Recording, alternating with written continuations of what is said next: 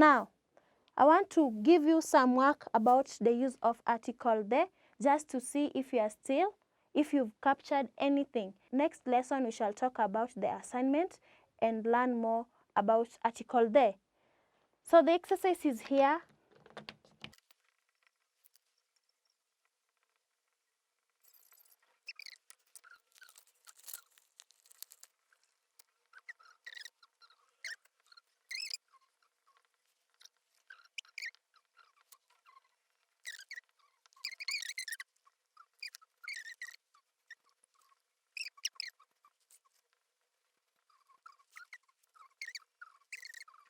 High school.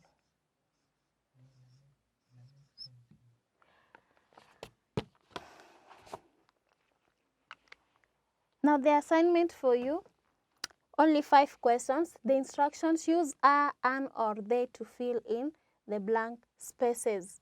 Now you are going to use a. There is something I forgot.